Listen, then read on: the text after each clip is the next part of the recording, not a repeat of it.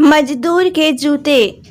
एक बार एक शिक्षक संपन्न परिवार से संबंध रखने वाले एक युवा शिष्य के साथ कहीं टहलने निकले। उन्होंने देखा कि रास्ते में पुराने हो चुके एक जोड़ी जूते उतरे पड़े हैं, जो संभवतः पास के खेत में काम कर रहे गरीब मजदूर के थे, जो अब अपना काम खत्म कर वापस घर जाने की तैयारी कर रहा था। शिष्य को मजाक सूझा। उसने शिक्षक से कहा, गुरुजी, क्यों ना हम ये जूते कहीं छिपाकर झाड़ियों के पीछे छिप जाएं। जब वो मजदूर इन्हें यहाँ नहीं पाकर घबराएगा तो बड़ा मजा आएगा। शिक्षक गंभीरता से बोले, किसी गरीब के साथ इस तरह का भद्दा मजाक करना ठीक नहीं है। क्यों ना हम इन जूतों में कुछ सिक्के डाल दें और छिप कर देखें कि इसका मजदूर पर क्या प्रभाव पड़ता है। शिष्य ने ऐसा ही किया और दोनों पास की झाड़ियों में छिप गए। मजदूर जल्द ही अपना काम खत्म कर जूतों की जगह पर आ गया। उसने जैसे ही एक पैर जूते में डाले, उसे किसी कठोर चीज का आभास हुआ।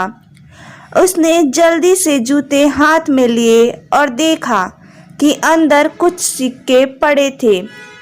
उसे बड़ा आश्चर्य हुआ और वो सिक्के हाथ में लेकर बड़े गौर से उन्हें पलट पलट कर देखने लगा। फिर उसने इधर उधर देखा, दूर दूर तक कोई नजर नहीं आया, तो उसने सिक्के अपनी जेब में डाल लिए। अब उसने दूसरा जूता उठाया, उसमें भी सिक्के पड़े थे। मजदूर भाव विभोर हो गया। उसकी आंखों में आंसू आ गए। उसने हाथ जोड़ ऊपर देखते हुए कहा, हे भगवान, समय पर प्राप्त इस सहायता के लिए उस अनजान सहायक का लाख लाख धन्यवाद। उसकी सहायता और दयालुता के कारण आज मेरी बीमार पत्नी को दवा और भूखे बच्चों को रोटी मिल सकेगी। मजदूर की बातें सुन शिष्य की आंखें भर आई।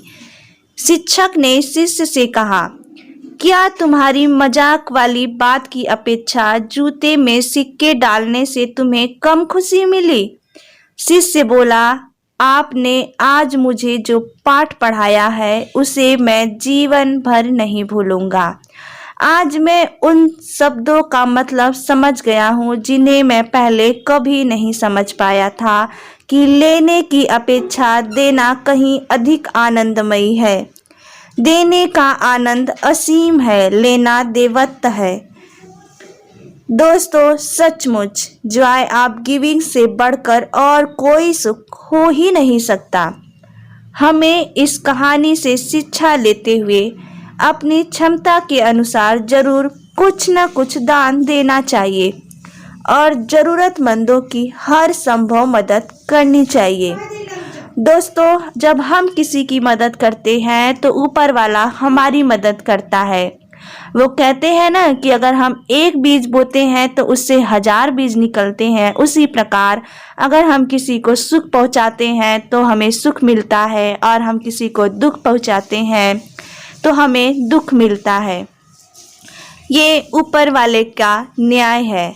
आपकी क्या राय है, कमेंट के माध्यम से ज़रूर बताइएगा। अगर आपको ये कहानी अच्छी लगी हो तो कृपया वीडियो को लाइक कीजिए। चैनल पे नए हैं तो चैनल को सब्सक्राइब कीजिए और ये कहानी अपने और भी दोस्तों के साथ शेयर कीजिए ताकि लोगों के अंदर एक पॉजिटिविटी फैल सके।